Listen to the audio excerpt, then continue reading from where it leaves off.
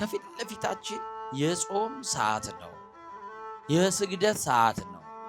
እስቲ በዚህ ባለው እንኳን ጾም እንጠቀም ወገኖቼ። መኝታችሁን ተውት፣ ከአልጋ ውረዱ፣ እንውረድ፣ ራሳችንን እናውረድ። እውነቴን ነው የምላችሁ። ግድ የላችሁ መሸታ ቤቱን ተውት። አው ጠጅ መጨለጡ ይቅር፣ ማርያምን ነው የምላችሁ። እስቲ ስለዚህችም ሀገር እናልቀስ። እስቲ በእኛ በደል ነውና እግዚአብሔር ሆይ ማራት፣ ታረቃት፣ ወደ ቀደመ ክብራችን መልሰን እንበል እስቲ። አሁን ፈይል እንል ነው እንግዲህ። አቤት በመብላት ምክንያት ይኸው በሽተኞች ሆነን አይደል? እንደው ዘንድሮ ስጋ የሚበሉ ሰዎች ናቸው ታማሚዎች። ደግሞ ስጋውን የሚተካ ፕሮቲን ቤታችሁ አትሰብስቡ። መውጣት ያቃተ ነገር አለ። ከእግዚአብሔር ጋር እንደሚያጣላክ ተረድተኸዋል? አዎ። እንዴት ልውጣ እያልክ መውጣት እየፈለክ እየተሰበክ እያለቀስክ ደግሞ መልሰህ ሳታውቀው እዛ አይነት መጥፎ ልምምድ ውስጥ ራሳችሁን የምታገኙ ፈውስ የምትፈልጉ የኃጢአት ልምምድ ውስጥ ያላችሁ ያለን እንኖራለን። እንዲህ ነው መልሱ። መቼ ነው ከሰው ትከሻ የምንወርደው የምትሉ እሱን ስታገኙ፣ እሱ ሲደርስላችሁ፣ እሱ እስኪመጣ ድረስ ነው ማልቀሳችሁ። እሱ እስኪመጣ ድረስ ነው የሰው ፊት የሚጠብሳችሁ። እሱ እስኪመጣ ድረስ ነው ዛሬም እጃችሁ የምትለምኑት። ከሰውነት ተራ የተራቆታችሁት፣ ዘመድ የጠላችሁ፣ ጓደኛ የሸሻችሁ፣ ማጣት ከሰው ያራቃችሁ ብዙ ሰዎች አሉ። እርኩሰት መንደር ውስጥ ገብታችሁ የወደቃችሁ ተነሱ። ትዕቢት ሰብሮናል። ልንጠገል ልንነሳ ያስፈልገናል። ሐሜት ሰብሮናል። ምቀኝነት ሰብሮናል። ዘረኝነት ሰብሮናል። ጥላቻው ሰብሮናል። ዝሙት ሰብሮናል። ተጨማልቀናል። በኃጢአት ወድቀናል። ተምራችሁ ስራ ያጣችሁ ትነሳላችሁ። ነግዳችሁ የከሰራችሁ ትነሳላችሁ። ስትነሱ ደግሞ ባለክ እርሾ አይደለም እንደ አዲስ ያነሳሃል እግዚአብሔር። ባለክ ትንሽ ነገር ላይ አይደለም፣ ባለክ ጥቂት ሳንቲ አይደለም የምትነሳው፣ በባዶ ያነሳሃል እግዚአብሔር። ባዶ ገንዘብ ብቻ አይደለም፣ የገንዘብ ባዶነት ብቻ ሰው የራባችሁ ባጠገባችሁ የነበሩ አጀቦች ተበትነው ሰው የለኝም ብላችሁ ባዶነት የሚሰማችሁ ሰዎች አላችሁ።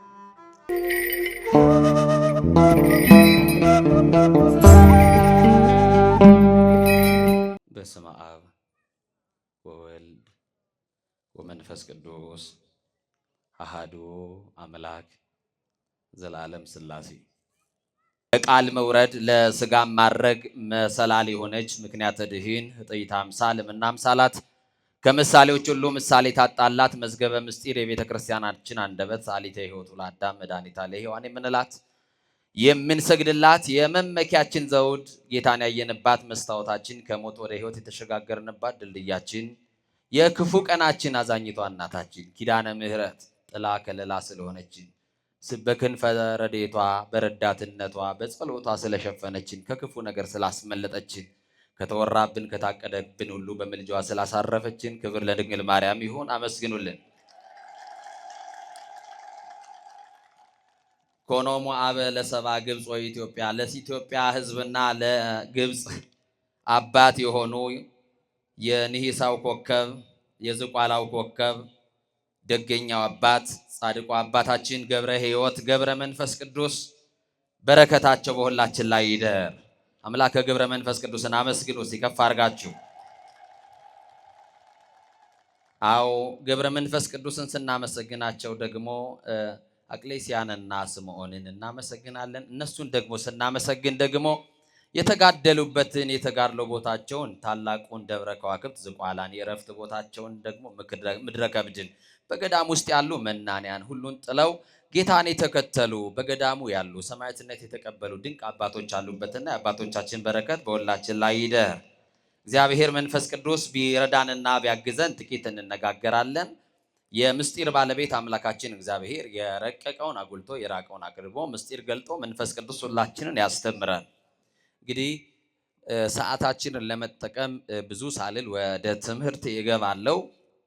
የምንነጋገርበት የትምህርታችን ርዕስ የምናደርገው በሐዋርያት ሥራ ምዕራፍ 9 ቁጥር 41 ላይ ያለውን መለኮታዊ ሐሳብና ቃል በማንሳት ይሆናል። ሕያው ሆና በፊታቸው አቆማት ይላል ሙሉ ቃሉ። ለትምህርታችን ግን እንዳንተም ደግሞ እንዳትረሱት በከንፈራችሁ ጠርታችሁ በልባችሁ እንድትመዘግቡት ወደ ቤታችሁም ስትገቡ ደግሞ በቅዱሱ መጽሐፍ የተጻፈውን ደግሞ ለማስታወስ ያክል እንድታነቡ እንድትባረኩበት አብረን የትምህርታችንን ቃል አብረን እንጠራለን። በፊታቸው በሉ። ችግር አለ እንዴ? ሙሉ ወርቅ አላደረግንም? በባህል ነው እንዴ የምትታረቁኝ? ሙሉ እስቲ ጋር እንደገና በደንብ አድርጋችሁ እስቲ። መቼም ሙሉ ወርቅ ነው የተባለውና እኔ ይቅር በሉኝ ብያለሁ፣ እናንተ ይቅር ብለናል ብላችሁኛል። በፊታቸው በሉ አቆማት። በምናቸው? እሺ አንቀጹ ለሴት ነው፣ ሲለ ወንዶቹ እናርገው። በፊታቸው አቆመው። ምን አለው? እስቲ አንድ ጊዜ ላስቸግራችሁ፣ አብረን እንጥራ ሁላችንም። በፊታቸው አቆማት። ይወድቃል ብለው በሚጠባበቁት ሰዎች መካከል እንደ መቆም ያለ ምን ደስታ አለ ወገኖቼ! ይጠፋል ብለው በሚያሟርቱብን ሰዎች መካከል መገኘት እንዴት ያለ ደስታ ነው! ሞታችንን በደገሱልን ሰዎች መካከል፣ የለም ባሉን መካከል፣ ጠፍቷል ባሉን መካከል፣ ሞቷል ብለው ባወጁብልን ሰዎች መካከል፣ ለጠላቶቻችን ውርደታችንን ለሚጠብቁ ሰዎች ክብራችንን ከማየት በላይ ምን አይነት ክብር አለ? እንደ ጠላት ስንገደል እግዚአብሔር እያቆመን፣ ስንገፈተር ደጉ አምላክ እግዚአብሔር እየደገፈን አቆማት ተብሎ ተጽፏል። ማን ያላቆመዋል? እናቴ፣ እህቴ፣ ወንድሞቼ ሁላችንንም የእግዚአብሔር የምሕረት እጁ ደግፎ አቆሞናል። እስቲ ደግፎኛል የምትሉ ከፍ አድርጋችሁ አመስግኑት። ደግፎ ስላቆመን ሰዎች ይገፉናል፣ ክፉ ሰዎች ይገፉናል፣ ተንኮለኞች ይገፉናል፣ ምቀኞች ይገፉናል። አማኑኤል ደግሞ ያነሳናል። የማርያም ልጅ ደግ ነው፣ ክብር ለስሙ ይሁን። በጣም የሚገርም ነው። በጠላት ፊት እንደ መቆም ያለ ክብር ምን አለ? በገዳይ ፊት እንደ መቆም ያለ ክብር ምን አለ? በክፎች መካከል የሚያቆም እግዚአብሔር ብቻ። ማን ነው የሚያቆመን? ማን ነው የሚያቆመን? የገፈተሩን ሰዎች እኮ መሬት እንደነካን እርግጠኛ ናቸው። እኛ ደግሞ መሬት ሳንነካ ተነስተናል። ያነሳን ኤልሻዳይ የሆነ የታመነው ጌታ የማርያም ልጅ ነው። ክብር ለስሙ ይሁን። መሬት አልነካንም፣ አልወደቅንም። የተቆፈረው ጉድጓድ ውስጥ አልወደቅንም። የተበጠበጠውን መርዝ ብልቃጥ ደፍቶ አስመልጦናል። የሚያስመልጥ ጌታ፣ ደግ የሆነ ጌታ። ብዙዎች ብዙ ያወራሉ፣ ገና እንቆማለን። የትንሣኤውን ጌታ እየሰበክን፣ የትንሣኤውን ጌታ የናዝሬቱ ኢየሱስ ክርስቶስን እየሰበክን፣ መጥፋት የለም፣ መሞት የለም። ይበታተናሉ፣ ይጠፋሉ፣ አድራሻ የላቸውም፣ ስም አጠራራቸው ከምድረ ገጽ ጠፍቷል ብለው የሚያሟርቱ ሰዎች አሉ። ደግነቱ እግዚአብሔር አለ፣ ክብር ለስሙ ይሁን። እስቲ እግዚአብሔር አለ የምትሉ በደንብ አድርጋችሁ አመስግኑ። በጣም የሚገርም እኮ ነው። በክፎች መካከል የሚያቆም ክርስቶስ ነው። እስቲ በሉ መስክሩና፣ በክፎች መካከል በሉ የሚያቆም ክርስቶስ ነው። ይወረውራሉ፣ አይመታህም። ለምን ይመስልሃል? ይታገላሉ፣ አይጥሉህም። ለምን ይመስልሃል? አንተ የተደገፈው ማን ነው? እኛ የታመንነው ባለስልጣን የለንም፣ የምንመካበት ዘመድ የለንም፣ ጓደኛ የለንም፣ ደህና ቤተሰብ የለንም፣ ደሞዝ የለንም። የተደገፍነው የምንተማመንበት ወተን እስክንገባ ድረስ ጠብቆቱ ከኛ ያልተለየ የእስራኤል ቅዱስ የማርያም ልጅ ስለጠበቀን፣ ለዚህ ነው የገፈተሩን አልጣሉንም፣ ይወረውራሉ አልመታንም። ያነሳሉ አይጥሉንም፣ ይወረውራሉ ያወራሉ እንጂ አያገኙም። ህልመኞች ናቸው። የሰማችሁኝ ነው። በሆነበት ብለው በደረሰበት ብለው እንድትሆን የሚፈልጉትን ቀድመው ይተነበያሉ። የጠላት ትንቢት ደግሞ ተሳክቶም አያውቅም፣ ሰምሮም አያውቅም። ደግነቱ እግዚአብሔር አለ። ማን አለ? እንዲህ ብሎ ይጀምራል የሐዋርያት ሥራ። ጴጥሮስ ወደ ልዳ ሲገባ ብሎ ይጀምራል። ልዳ የምትባል ከተማ ላይ ጴጥሮስ ወዴት ሲገባ? ጴጥሮስ የሐዋርያት አለቃ ጴጥሮስ ወደ ልዳ ከተማ ሲገባ ከ8 ዓመት ጀምሮ ሽባ የሆነ ሰው በአልጋ ላይ ተኝቶ አገኘው ይላል። ከስንት ዓመት ጀምሮ? እስከ 8 ዓመቱ ጤነኛ የሆነ ከ8 ዓመት በኋላ ቀን ያመጣበት ሽባ 8 ዓመት እስኪሞላው በእግሩ ሲራመድ የነበረ ከ8 ዓመት በኋላ ግን እግሮቹ ልምሾ የሆኑ ሽባ የሆነ በሰው ትከሻ የተንጠለጠለ በራሱ መቆም የማይችል ሰዎች እየደገፉ ካልጋ የሚያወርዱት አንድ ሰው ነበረ። ሰውየውን ያገኘው በአልጋ ላይ ነው። በአልጋ ላይ በዚህ ሰዓት ተኝተው ምሕረት የሚጠባበቁ አሉ። በአልጋ ላይ ተኝተው ፈሳሽ በማንኪያ የሚወስዱ አሉ። በአልጋ ላይ ተኝተው በኦክሲጅን ብቻ የሚተነፍሱ ሰዎች አሉ። በአልጋ ላይ ተኝተው የሞታቸው ቀን ተቀጥሮላቸው መቼ ይሆን ብለው በሚጠብቋቸው ከበው ሞቱን እስትንፋሱ እስከሚቋረጥ የሚጠብቁ ሰዎች አሉ። በዚህ ሰዓት በሆስፒታል በሞትና በሕይወት መካከል የገቡ ሰዎች አሉ። በቤታቸው ተስፋ ቆርጠው የቀሩ ሰዎች አሉ። መጋረጃ የተጋረደባቸው ሰዎች አሉ። ዓለም ተስፋ አስቆርጣቸው አትድንም የዕለተ ሞትን ጠብቅ ተብሎ ወደ ቤት ተመልሶ ተስፋ የቆረጠ ሰው አለ። በየጸበል ስፍራ ቤተሰቡ ትቶት፣ ቤተ ዘመድ ሰልችቶት፣ በየጸበል ስፍራ አድራሻ አጥፍቶ ቤተሰቡ ትቶት የሄደ ሽባ የሆነ ሰው አለ። ግን ጴጥሮስ ከ8 ዓመት ጀምሮ ሽባ የሆነ ባልጋ ላይ የተኛን ያን የልዳን ሰው አየ ይላል። እሱንም ሰው አገኘው። ጴጥሮስ ስሙን ያውቃል፣ ኤንያ ይባላል። የሰማችሁኝ ነው? አዎ፣ አንድ ሰው ከታመመ በኋላ ለብዙ ዘመን በበሽታ ከተያዘ በኋላ ባልጋ ቁራኛ በደዌ ዳኛ ከደቀቀ በኋላ በስሙ መጥራት አይፈልጉም ሰዎች። በሽተኛው ሽባው አይደለም ይሉት፣ ስሙን ያውቃል ጴጥሮስ። እና እንዲህ አለው፣ ኤንያ ሆይ አለው፣ ኢየሱስ ክርስቶስ ይፈውስሃል አለው። ወንድሜ ኢየሱስ ክርስቶስ ይፈውስሃል። ያልተፈወስንባቸው በሽታዎች አሉ። ልንገላገላቸው ያልቻልናቸው ስቃይ ተሸክመናል። መዳን ያለበት ደዌ አለ።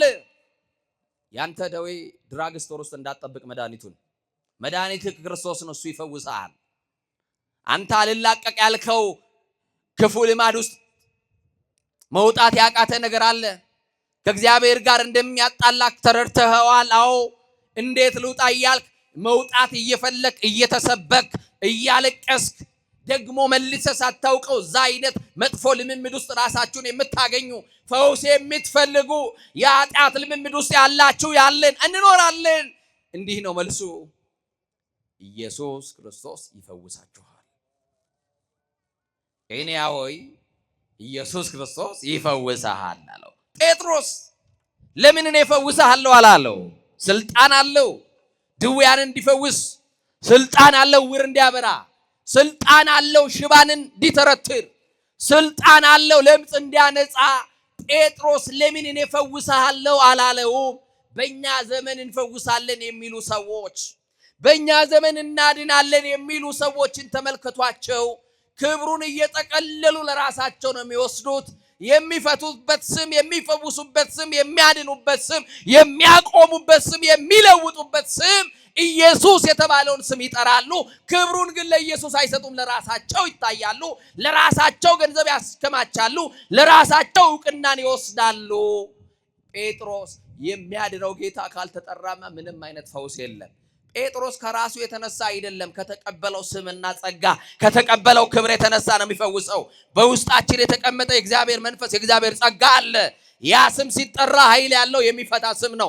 ኢየሱስ የተባለው ስም ሰውና እግዚአብሔር የታረቁበት፣ የጥል ግድግዳ የፈረሰበት፣ ሰው የቀደመ ክብሩን ያገኘበት ስም፣ ጠላት ዲያብሎስ የሚሸሽበት ስም፣ የሰው ልጆችን በደዌ አስሮ ያስጨነቀ ጠላት ከሰው ልጆች ከልባቸው ላይ የሚነቀልበት፣ ሰው እፎይ ብሎ የሚገላገልበት፣ ነፃ የሚወጣበት ስም እዚህ ምድር ላይ ከዚህ ስም ውጪ የለም። መገላገያችን፣ መፈወሻችን፣ ምንፈታበት ስም የማርያም ልጅ ኢየሱስ የሚለውን ስም ስንጠራው እንፈወሳለን። ሲጠራበት ደግሞ ጠላት ዲያብሎስ የያዘውን ምርኮ ለቆ ይሄዳል። ተራ ስም አይደለም። በኢየሱስ ክርስቶስ ስም ፈውሳለሁ አለ። በምን ስም? እናቶቼ በማስም አለ። አይዟችሁ፣ በማስም በኢየሱስ ክርስቶስ ስም። ኢየሱስ ክርስቶስ ይፈውሳል ካለው በኋላ ተነሳና አለው፣ ለራስህ አንጥፍ አለው። ሰው ነበር እኮ የሚያነጥፍለት። በራሱ አንጥፎ አይተኛም። መጻጉዕን ባገኘው ሰዓት ምንድን ነው ያለው? ተነስና አልጋህን ምን በል አለው? ተሸከም አለው። ጴጥሮስ ደግሞ ተነስና አለው፣ ለራስህ አለ። እስከ ዛሬ ድረስ ማን አንጥፎለታል እያለው ነው። አቤት! ክርስቶስ ሲደርስልን ነው ከሰው ትከሻ የምንላቀቀው። መድኃኔ ዓለምን ስናገኝ ነው ከሰው የምንገላገለው። እና ለራስህ አንጥፍ አለው። መኝታቸውን ሌሎች የሚያነጥፍላቸው ሰዎች አታውቁም? ሰው ካልያዛቸው ማይቆሙ ሰዎች አታውቁም? ሰው ካልደገፋቸው ቢለቋቸው የሚሰባበሩ የሚወድቁ ሰዎች አታውቁም? ለሽንታቸው እንኳን ሰው ካልያዛቸው ካልጋ ማይወጡ ወይ ደግሞ ሰው ሰልችቷቸውን ማውጣት ማስገባት ሰው ሲደክምና ተስፋ ሲቆርጥ በተገጠመላቸው ትቦ ሽንት የሚሸኑ ሰዎች መኝታቸው ለሚጎበኛቸውን እንኳን ያጡ ጀግና ይሁን የተማሩ ሰዎች ቀንጥሏቸው ደዌ አድቅቋቸው በሽታ ክፋቱ ከሰው በታች ያደርጋል። ከሰው በታች ነው። እንዲህ ባለ ስቃይ ውስጥ ያሉ ሰዎች እናውቃለን። መኝታቸው ሌሎች የሚያነጥፍላቸው በሰው እጅ የሚመገቡ ፈሳሽ በማንኪያ የሚቀበሉ ከሰው ትከሻ ያልወረዱ በራሳቸው መቆም የናፈቃቸው መፈወስ የሚፈልጉ መዳን የሚናፍቁ የሰው ፊት እንደ እሳት ነበልባል የሚገርፋቸው ሰማችሁ አይደል? ሰዎች ሽባነታቸውን እያዩ ከቀን በኋላ መታመማቸው መያያዛቸውን እያዩ የአባቱ ግፍ ነው፣ የሱ ግፍ ነው፣ የሱ ተንኮል ነው፣ የሱ ምቀኝነት ነው፣ የሱ እንዲህ ነው እያሉ ታርጋ እየለጠፉ ሰዎች ሁሉ ተፈርዶበት ቤት የቀረ ስንት ሰው አለ መሰላችሁ? ወድቀው መቅረት የማይፈልጉ መነሳት የሚፈልጉ አያሌ ሰዎች አሉ። ከወደቁ በኋላ ቢያንስ እንኳን ብንተዋቸው ምን አለ? የወደቀን ዛፍ ምን ይበዛበታል እንደሚባለው አትውደቁ እንጂ ከወደቃችሁ በኋላ ፈላጫችሁ ብዙ ነው። መጥረቢያ ይዘው አጠገባችሁ የሚቆሙ ብዙ ነው። እና ይገርማል። ኤንያሆ ያለው ኢየሱስ ክርስቶስ ይፈውስሃል ነው ያለው። እናንተ ይሄን ድምጽ የምትሰሙ በጽኑ ሕመም ያላችሁ፣ እናንተ ይሄንን ድምጽ የምትሰሙ በጽኑ ስቃይ ውስጥ ያላችሁ፣ በደዌ የደቀቃችሁ ኢየሱስ ክርስቶስ ይፈውሳችኋል። መቼ እንደሆነ አናውቅም፣ ሰዓቱን አናውቅም፣ ጊዜውን አናውቅም፣ ደቂቃውን አናውቅም፣ ግን ኢየሱስ ክርስቶስ ይፈውሳል። ተነሱና ለራሳችሁ አንጥፉ፣ እርሱ ሙሉ ሰው ያደርጋል። ክርስቶስን ስታገኙ በራሳችሁ መቆም ትጀምራላችሁ። መቼ ነው ከሰው ትከሻ የምንወርደው የምትሉ፣ እሱን ስታገኙ፣ እሱ ሲደርስላችሁ፣ እሱ እስኪመጣ ድረስ ነው ማልቀሳችሁ። እሱ እስኪመጣ ድረስ ነው የሰው ፊት የሚጠብሳችሁ። እሱ እስኪመጣ ድረስ ነው ዛሬም እጃችሁ የምትለምኑት። ከሰውነት ተራ የተራቆታችሁት፣ ዘመድ የጠላችሁ፣ ጓደኛ የሸሻችሁ፣ ማጣት ከሰው ያራቃችሁ ብዙ ሰዎች አሉ። ተነሱና ተመላለሱ ይላል መድኃኔዓለም ሲመጣ። በስሙ ጉልበት ትፈታላችሁ። ጉልበት ያለው ስም የሚፈታ ስም ስላለው እና በጣም የሚገርመው ተነስ ነው ያለው። ሽባ ነው እስከ ዛሬ ድረስ ተነስ ቢሉት አይነሳም። ጴጥሮስ ምን የተለየ ነገር ቢነግረው ነው ተነስ ሲለው አልጋውን እስከ ማንጠፍ የሚያደርሰው? የሚገርም እሱ ነው። ወገኖቼ በዚህ ከንቱ ሐሳብ ያነከሳችሁ ተነሱ። በክፋት የወደቃችሁ ተነሱ። እርኩሰት መንደር ውስጥ ገብታችሁ የወደቃችሁ ተነሱ። ትዕቢት ሰብሮናል። ልንጠገል ልንነሳ ያስፈልገናል። ሐሜት ሰብሮናል። ምቀኝነት ሰብሮናል። ዘረኝነት ሰብሮናል። ጥላቻው ሰብሮናል። ዝሙት ሰብሮናል። ተጨማልቀናል። በኃጢአት ወድቀናል። ሐዋርያው እንደ ቆመ የሚመስለው እንዳይወድቅ ይጠንቀቅ ነው ያለው። በሁለት እግራችን አልቆምንም። መጽሐፉ እንዲህ ይላል፣ ተነሱ ይለናል። በዘመኑ በእግሩ የማይቆመውን ሰው ሽባውን ነው ተነስ ያለው። በሁለት እግር ቆመን በሐሳብ ያነከስን፣ ክፉ ሐሳብ ያለብን፣ አያችሁ፣ በምኞት የወደቅን፣ በክፉ ሐሳብ የወደቅን ተነሱ። ከወደቅንበት እንድንነሳ ነው። ተነሱ። ተነስ። ለራስህ ማንጠፍ ትችላለህ። ቅድም ሲነግረው ኢየሱስ ክርስቶስ ያድንሃል ነው ያለው። የሚያድነው ጌታ ደርሶልሃል። የሚፈታው አምላክ ደርሶልሃል። ስለዚህ ከዛሬ በኋላ ጎዶሎ አትባልም። አንተን እያወጣ የሚያስገባ ተሸክሞ የሚያወጣ ሰው የለም። በቃ ደርሶልሃል። አልጋህን ማንጠፍ ትችላለህ። ተነስ አለው። ሲመጣ እንነሳለን። አይዟችሁ፣ አይዟችሁ። ተምራችሁ ስራ ያጣችሁ ትነሳላችሁ። ነግዳችሁ የከሰራችሁ ትነሳላችሁ። ስትነሱ ደግሞ ባለክ እርሾ አይደለም እንደ አዲስ ያነሳሃል እግዚአብሔር። ባለክ ትንሽ ነገር ላይ አይደለም፣ ባለክ ጥቂት ሳንቲ አይደለም የምትነሳው፣ በባዶ ያነሳሃል እግዚአብሔር። ባዶ ገንዘብ ብቻ አይደለም፣ የገንዘብ ባዶነት ብቻ ሰው የራባችሁ ባጠገባችሁ የነበሩ አጀቦች ተበትነው ሰው የለኝም ብላችሁ ባዶነት የሚሰማችሁ ሰዎች አላችሁ። ግን የሚገርመው ሽባ እየተባለ እየተጠራ የነበረውን ሰው አይድንም ብለው ከአፋቸው በወረወሩት ቃል አድምተው ተስፋ አስቆርጦት የነበረውን ሰው ጠላቶቹ እያዩ በጠላት መካከል እንደመነሳት ያለ ምን ክብር አለ? በሚጠሏችሁ ሰዎች መካከል የሚያኖር ጌታ አላችሁ። አይዟችሁ። ማን ይወደናል? መጽሐፉ እኮ ነግሮናል። እናንተ ከዓለም አይደላችሁምና ዓለም ሁሉ ይጠላችኋል አለን። ለመወደድ እኮ አይደለም የምንኖረው። ዓለም መች ክርስቶስን ወደደው? ዓለም ለመቼ ለክርስቶስ ሆነችና እኛን ይወዳል። አያችሁ። ሲገፏችሁ የሚደግፍ ጌታ ካላችሁ፣ ውርደታችሁን ለሚጠብቁ ክብራችሁን የሚገልጥ ጌታ ካለ፣ አልሆነለትም አልተሳካለትም ለሚሏችሁ ሰዎች፣ አይችልም ብለው ለሚያሟርቱባችሁ ሰዎች ከእንግዲህ ሰው አይሆንም ከእንግዲህ ሰው አትሆንም ብለው ተስፋ በቆረጡባችሁ ሰዎች መካከል እግዚአብሔር ተአምር ያሳያል። እንዴት አድርጎ ካላችሁ የታሰራችሁበትን እስራት ፈቶ አቁሞ ያሳያችኋል። አይቆምም፣ ከሰረ፣ እንደገናማ አይነሳም ብለው ተስፋ በቆረጡባችሁ ቤተሰቦቻችሁ መካከል ያነሳችኋል እግዚአብሔር። ከእንግዲህ ሰው አይሆንም አይደለም ይሉን። ይሄው ብዙ ሞክሬዋለሁ ከሱስ መውጣት አልቻለም። ተውት፣ ለሱ ያወጣውት ብር ይሉሃል ቤተሰቦች ሊሉ ይችላል። አይዞህ አንድ ቀን ማሰዋል ሰው ትሆናለህ። ሰው መሆን ብቻ አይደለም ለሌሎችም የምትተርፍ ያደርጋል እግዚአብሔር። ያንን ቀን ጠብቂ እህቴ። እንዲሁማ እያለቀስን አንቀጥልም እኮ እንጎበኛለን። አንድ ቀን ጠላት የዚያን ጊዜ አፉን ይይዛል፣ መልስ ያጣል። እግዚአብሔር መጥቶ ከውድቀታችን ሲያነሳ፣ በቅዱሳኑ ጸሎት ከሞት አፋፍ ላይ ስንተርፍ፣ በሚጠባበቁን ሰዎች መካከል እግዚአብሔር ሲያቆመን፣ እዛ ጊዜ አፉን ጠላት የሚናገረውን ያጣል። እንዲህ ይላሉ ጠላቶቻችን፣ አምላኩ ረዳው፣ ጌታ ረዳው፣ እግዚአብሔር አገዘው፣ መድኃኔዓለም ረዳው ይሉናል። ከዛ ውጪ ምን ረዳት አለው ክርስቲያን? ከአማኑኤል ውጪ ምን ዘመድ አለው ክርስቲያን? ከሱ ውጪ ምን መመኪያ አለው? አያችሁ፣ ማን ረድቶት ነው እዚህ የደረሰው ካሉ እግዚአብሔር ነው። ማን አግዞክ ነው እዚህ የደረሰው? የቱ ቤተሰብ ሳንቲ ሰጥቶ እዚህ ያቆማንተን? ማን ነው መቋቋሚያ ሰጥቷችሁ ጎጆ ያስወጣችሁ? ጎጆአችሁን የቀለሰላችሁ እግዚአብሔር። ትዳር ስትመሰርቱ ባዶ እጃችሁን ገፍታችሁ በብዙ በረከት የባረካችሁ እግዚአብሔር ነው። ይገርማችኋል። ይሄንን ሽባ ሰው በስሙ ጠራውና ተነሳ አለው። ተነሳ። አሁን አልጋህን አንጥፍ አለው። አልጋውን አነጠፈ። ጴጥሮስ በዛች ከተማ የዚህ ሰው መዳን በከተማው ሳይሰማ በተአምር ላይ ተአምር ሰራ። የሚፈታውን የናዝሬቱ ኢየሱስ፣ ይልቁንም ከሙታን መካከል የተነሳውን እናንተ በበደላቸው የሰቀላችሁት ክርስቶስ ምንም አስነሽ ሳይፈልግ በራሱ ስልጣን ከሙታን መካከል የተነሳው የናዝሬቱ ተስፋ ኢየሱስ ክርስቶስ አዳኝ እንደሆነ ስሙ ተገልጧል። የሚሸፈን አይደለም። ይሄውና ተአምራት ይው በስሙ ገደልነው፣ ተገላገል። ከዚህ በኋላ ደቀ መዛሙርቱም ቢሆኑ ኢየሱስ የሚለውን ስም አይጠሩም እያሉ፣ እነሱ ግን ይሄንን ስም አለመጥራት አንችልም፣ ክርስቶስ የሚለውን ስም አለመጥራት አይቻልም። ጴጥሮስ ቤቱን ትቶ የወጣለት ስም ነው።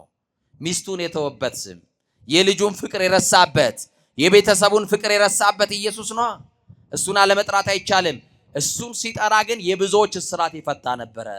በነገራችን ላይ ይሄንን ስም በህይወታችሁ መጥራት ተለማመዱ። ኢየሱስን ለሰዎች የሰጠን ያክል እስኪመስለን መጥራት እንፈራለን። ኢየሱስን ለሌላ ቤተ እምነት የሰጠን እስኪመስል ድረስ ስሙን መጥራት እንሸማቀቃለን። መጥራት ካልጀመርን፣ ይሄንን መድኃኒት የሆነ ስም መጥራት ካልጀመራችሁ ምንም አይነት መፍትሄ የለም። እውነት ሐሰት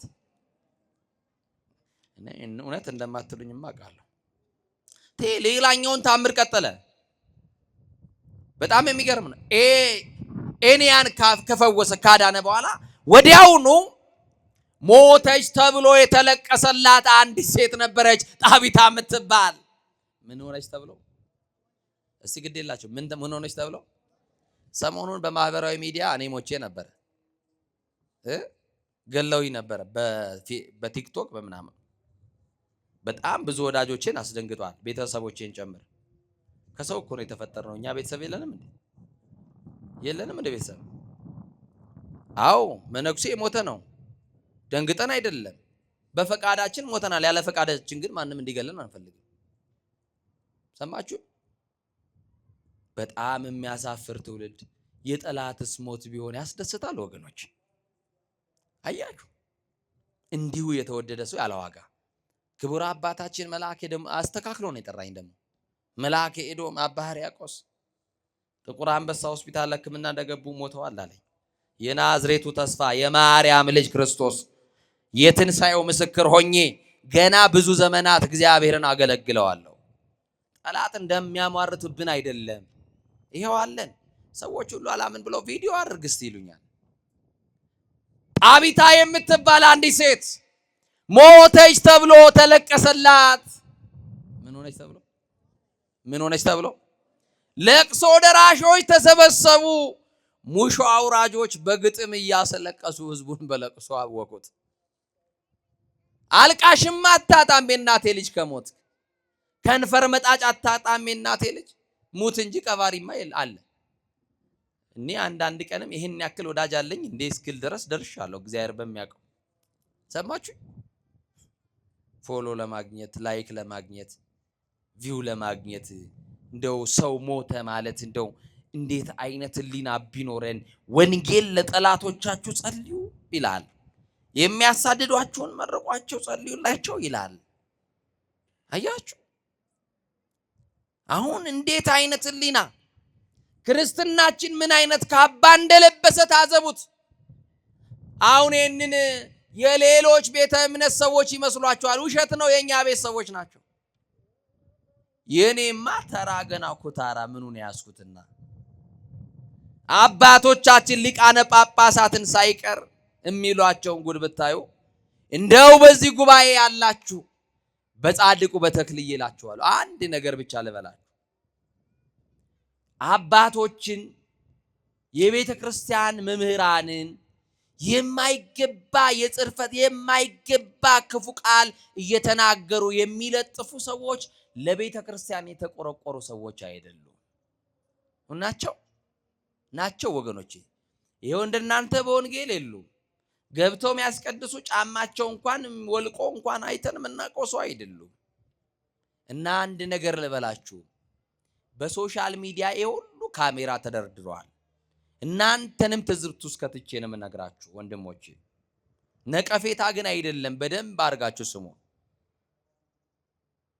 አባቶቻችሁ በዚህ ልክ ሊቃነ ጳጳሳት የቤተ ክርስቲያን መምህራን አባቶች ሲሰደቡ ለምንድን ነው መልስ መስጠት ማትፈልጉ? ሚዲያችሁን በአደባባይ እናስተዋውቅላችኋለን። እኛ ያላከበርናቸውን ጳጳሳት የትኛው ቤተ እምነት መጥቶ እንዲያከብርልን ነው? እኛ ያቃለልናቸውን ማን ያክብርልን? የኔን ተው ስለራሴ አይደለም ማወራው። የደነገጥኩት ያፈርኩት ሊቃነ ጳጳሳት ላይ እንደው ምን አይነት ቅንብር እንደመጣ አላውቅም። ግማሹን ያሯሩጧቸዋል፣ ግማሹን የሆነ ነገር ያደርጓቸዋል፣ ግማሹን ከነጭ ሴቶች ጋር ለጥፈው አቀናብሯቸዋል። እግዚአብሔር መንፈስ ቅዱስ ሁላችንን ይቅር ይበለን። እነሱ ለእግዚአብሔር ከፍ ያሉ ናቸው። ስልጣን የተቀበልነው በእነሱ ነው። ቢያዝኑብንስ እናቴ ልጅ መንበር ላይ ጠጋ ብሎ በታቦቱ ፊት ቆሞ ቢያዝኑብንስ አባቶቻችን እንዴት ይታረቀን እግዚአብሔር? እንዴት ይዘንልን እግዚአብሔር? ይሄው እርስ በርሳችን ተጠላለፍን፣ ምቀኞች ሆንን። እግዚአብሔርን ስለገለጥነው ነው እኮ እግዚአብሔር የገለጠን እንጂ የሚገለጥ ማንነት እኮ ኖሮን አይደለም። ክርስቶስን ስለገለጥነው ክርስቶስ ስለገለጠን እንጂ።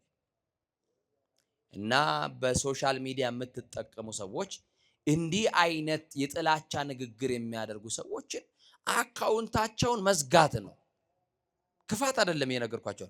ሪፖርት አድርጎ ሄት ስፒች የሚል የጥላቻ ንግግር ሰማችሁኝ አይደል? 100 ሰው ቢኖር 100 ሰው ሄት ስፒች የሚለው ላይ ብሎክ የሚለው ላይ ገብቶ ምርጫ ያመጣል። ሄት ስፒች ብሎ ጥላቻ ንግግር ብሎ ቢል አካውንቱ ይዘጋል። ይሄ ነው መገላገያው። 100 አካውንት ይከፍታሉ፣ 100 አካውንት እንዘጋለን። ለምን? ይሄንን በሚዲያ ስለሚሰሙትም ጭምር ነው የምናገረው። አባቶቻችንን አይናገሩ፣ ሊቃነ ጳጳሳትን አይናገሩ። እኛ የተሰጠን እድል ንስሐ እንድንገባ ስለራሳችን በደል እናለቅስ ነው። እኔ እኮ በቅቻ አይደለም፣ እኔ እኮ እናንተ ጋር እኮ የቆምኩት ተሽያ አይደለም። ጻድቁ ምስክሬ እዚህ የሚያቆም ስብዕናም ክብርም የለኝም። እግዚአብሔር ለሸፈነልኝ እናንተ ምንድነው እንደዚህ የሚያረጋችሁ? እግዚአብሔር ነውራችንን ሸፈነ ከባት ያበሳ ስለሆነ፣ እግዚአብሔር አዛኝ ስለሆነ። ማን ያልተሸፈነለት ሰው አለ? መኑ ዘይነጽ ኃጢአት ከኃጢአት የነጻ ሰው አለ? ግን የሰው ልጅ የእግዚአብሔር የምህረቱ ጥገኛ እንደሆነ ቢገባን ጥሩ ነውና ጣቢታ የተባለችዋ ሴት ተለቀሰላት። ሰማችኋል? ተለቀሰላት። ሞተች ተብሎ ተለቀሰላት። ሙሾ ደርዳሪ በግጥም ማስለቀስ ጀመረ። ቀድሞ ተለብሰው የነበሩትን የድሮ ልብሶቿን አውጥታ ድሮ ይሄንን ታጌጥበት ነበር፣ ይሄንን ትለብስ ነበር እያሉ ልብሶቿን ለማልቀሻ ይዘው ወጡ። እንድትቀበር የቀብሩ ሰዓትም ስለደረሰ አጥበው አስተካክለው ገንዘው አስረው ከፍነው ጠበቁ።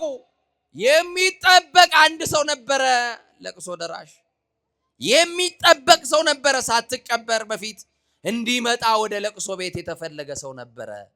ማን ይመስላችኋል? የእድሩ ሊቀመንበር አይደለም። ማን ይመስላችኋል? የቀበሌ ሊቀመንበር አይደለም።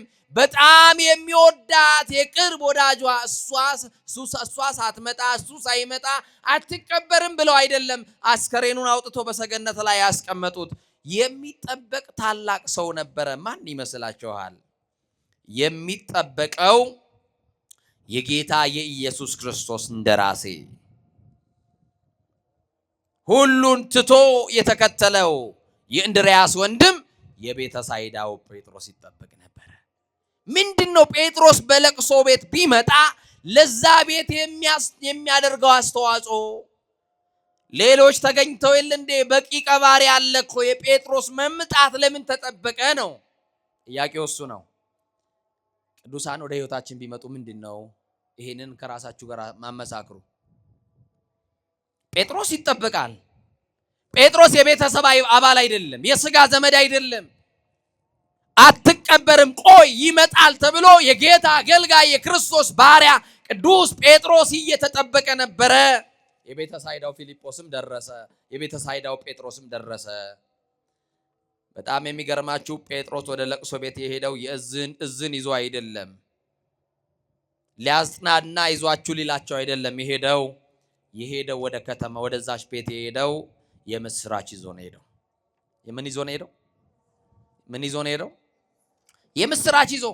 ምንድነው የምስራቹ ካላችሁ ከሞት የሚያነሳው ኢየሱስን ይዞ ወደዚህ ቤት ከመምጣቱ በፊት ሽባ የሆነውን ሰው ከአልጋው እንዳነሳው ክርስቶስ የታመመን ብቻ ሳይሆን የሞተን በስሙ ይነሳል ሲል የበለጠውን ሊያሳያቸው በስሙ እንዲያምኑ ክርስቶስን ይጠብቁታል። ማን ነው? ጴጥሮስን ይጠብቁታል። ጴጥሮስ ተሸክሞ የሄደው ክርስቶስን ነው። ማንን ይዞ ነው? የናዝሬቱ ኢየሱስ ክርስቶስን ይዞላቸው ሄደ እና እርሱ ከተያዘ እኮ ይበቃናል። አይበቃንም? ንገሩኛ። በሐዘን ላለ ሰው ክርስቶስ ይበቃዋል። ከሐዘን የምንወጣበት እንባችን የሚታበስበት ማትረሻችን ክርስቶስ ስለሆነ እና ጴጥሮስ ወደሚለቀስበት ቤት ገብቶ ወደ ሰገነቱ ወጣ። የሚያለቅሱትንም አስወጡልኝ ብሎ አስወጣቸው። ምን የሚሉትን? በቃ ክርስቶስ ከደረሰ በኋላ ለቅሶ የለማ። ሙሾ ደርዳሪው ይውጣ፣ ለቅሶኛው ይውጣ። ልብስ ይዘው ሞተች ብሎ የሚያለቅሱ ሁሉ ውጡ አለ። እኔና አስከሬኗ በቃ በዚህ አስከሬን ላይ የሚጠራ አንድ ስም አለ። ሕያው የሚያደርግ ስም፣ የሚያቆም ስም፣ የሚደግፍ ስም፣ ሕይወት የሚዘራ ስም። ይሄ ስም ይጠራል።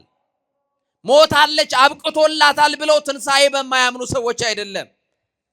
የናዝሬቱ ኢየሱስ ከሞት መካከል እንደሚያነሳት ስለሚያምን ጴጥሮስ ጨዋዮቹን አልቃሾቹን የሚያሟርቱትን አስወጣቸውና ለብቻው ወደዛ ክፍል ውስጥ ገባና በሩን ዘጋ ይላል። ምኑን ዘጋ? በር መዝጋት በብሉይ ኪዳን የነበሩ ነቢያትም አድርገዋል። እነ ቅዱስ ኤልሳዕ የሰማችሁ ነው። የሞተው ልጅ ላይ በኋላ በር ዘጋ፣ ከዛ በኋላ ተጋደመበት እንደሚለው ጴጥሮስ በሩን ዘጋና ጸለየ። እግዚእ ሕያዋን ወሙታን ኢየሱስ ክርስቶስ ቅድም በስምህ የናዝሬቱ ኢየሱስ ክርስቶስ ይፈውሳል ብዬው ሽባ የነበረውን ሰው በስምህ ፈትቼዋለሁ። በስምህ ጉልበት ድኖ ተነስቷል። አሁንም የስምህ ጉልበት ይህንን የሞተችን ሴት ወደ ቀደመችበት ክብር እንዲመልሳት እለምንሃለሁ ብሎ ጸለየ። አሁን እኮ ጴጥሮስ አስወጥቶ ለቅሶ አልቆመም። በደጅ እየተለቀሰ ነው። እርግጠኛ ናት ድጋሚ ላያዩዋት ላይገናኙት ሊሰናበቱ የመጡ ሰዎች ነው ያሉት። ሞቷን በሚጠባበቁ ሰዎች መካከል ደግሞ እግዚአብሔር አንስቶ አቁሞ ሊያሳያቸው ነው። ጴጥሮስ ገባና ጸለየ። ከጸለየ በኋላ የሞተችውን ስም በስሟ ጠራት። ማን ብሎ?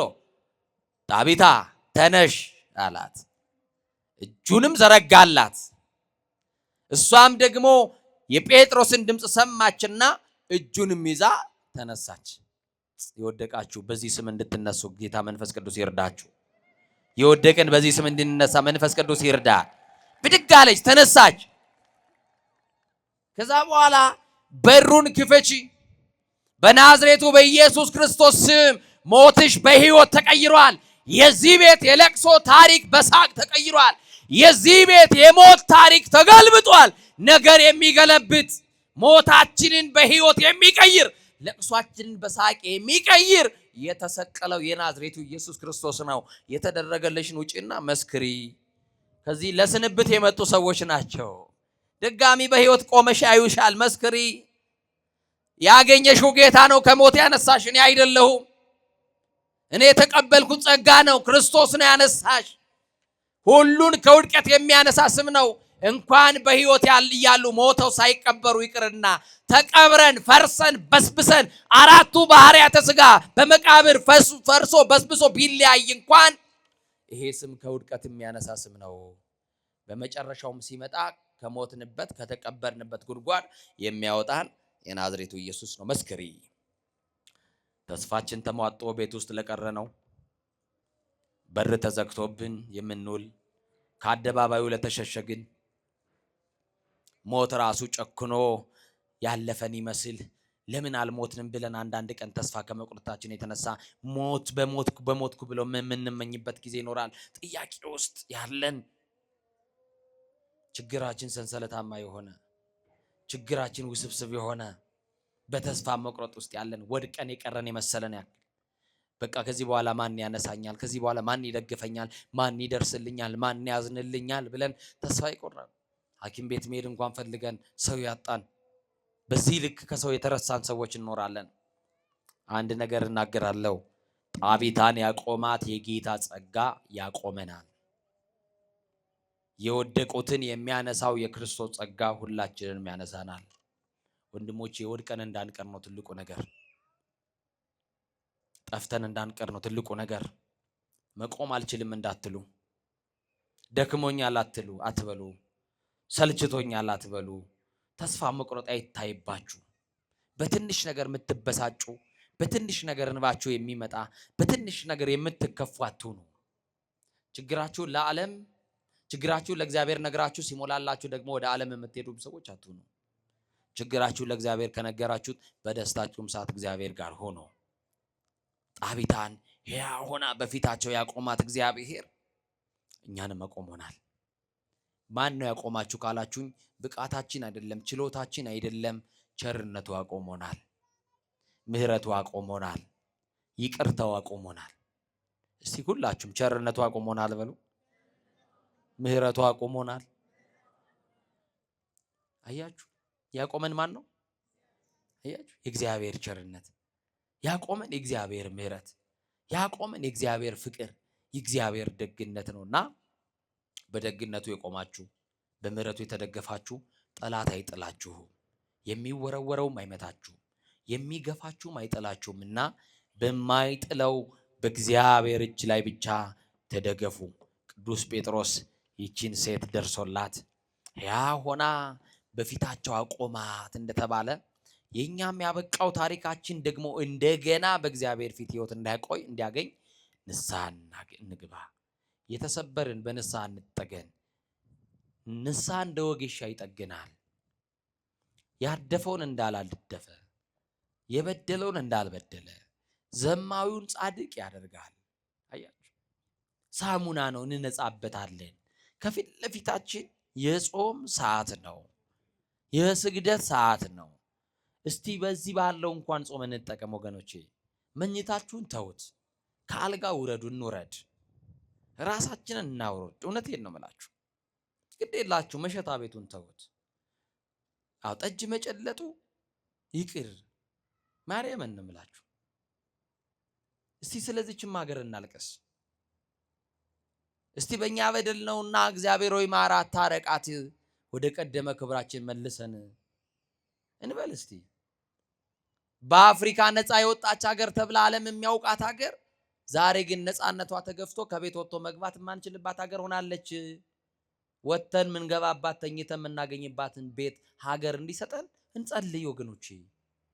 ይሄው አባቶቻችን ከመታረድ አባቶቻችን ከመገደል አልዳኑ። ማን ይጮህላቸው? ለመሞት እኮ ነው የገቡት። አዎ ሰማዕትነቱን እኮ ይፈልጉታል። አዎ መሳሪያ ያልታጠቁ በባታቸው የሚገደሉባት ሀገር ናት ኢትዮጵያ። አያችሁ። እና የእግዚአብሔር ልጆች ወደ እግዚአብሔር የምንመለስበት ሰዓት ይሁን። በቃ እንዲለን እግዚአብሔር በቃ ይበለን። እስቲ አሜን በሉ። አማኑኤል በቃ ይበለን።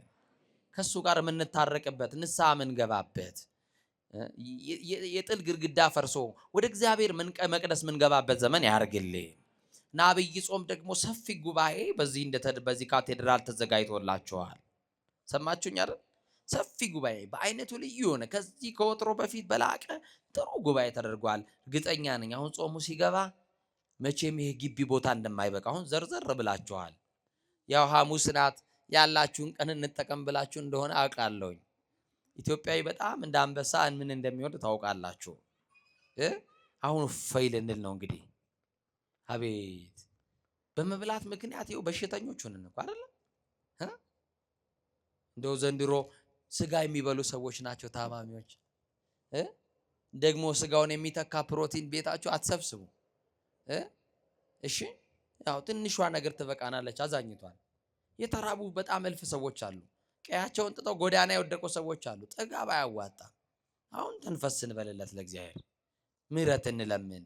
ስለዚህ በዚህ በካቴድራሉ የሚደረጉ ጉባኤዎች ይኖራሉና ሌሎችንም እየቀሰቀሳችሁ ያልመጡ ወገኖቻችሁ እግዚአብሔር ይወዳችኋል፣ እግዚአብሔር እኮ ታስፈልጉታላችሁ፣ ይፈልጋችኋል እያላችሁ ወንድሞቻችሁን አምጧቸው፣ እህቶቻችሁን አምጧቸው። ይሄንን እንላለን። በተረፈ የእግዚአብሔር ጸጋ ደግፎን ደግሞ እንደዚህ ለመታየት ስለበቃን ብዙዎቻችሁ ከዚህ የጻፋችሁልኝ ሰዎች ስለነበራችሁ ምንድነው የሰማነው ላላችሁ እንግዲህ ምንም አልናገርም። እንግዲህ ቆሜ እያያችሁ ነው። መቼም ነክታችሁ ይሁን አለለም አለው አይደል? አለው አይደል? ማንን ይዘን ያለ ነው? ማስላለን አለን ማስላለን ጠላትን ስላለማ ሞተን እኮ ይኸው ተገደልን እኮ ውድቀታችንን የሚፈልጉ እሱ ስላለ አለንና አይዟችሁ አትደንግጡ ለማለት ያክል ነውና የእመቤቴ ጸሎት የት ሄዶ የተክልዬ ጸሎት የት ሄዶ? አያችሁ ሞት ለኛ አዲስ ነገር አይደለም። ተስካሬን ጨርሻለሁ። ተስካሬ ወጥቷል። ነፍሴ ማር ተብያለሁ። ከዚህ በኋላ እኮ የሚጠብቀኝ ቀብር ነው። ተንቀሳቃሽ ሬሶች እኮ ነኝ። አያችሁ። ስለዚህ ለቀጣዩ ግን ጾሙ ላይ ብንጾም ጥሩ አይደል? ይሄ ሄት ስፒቹን አይደል? የጥላቻ ንግግሩን ብንጾም ጥሩ አይደል? በማርያም ንገሩኛ። አዎ። እና ምትቆርጥ ቆንጨራ አለች ማጭድ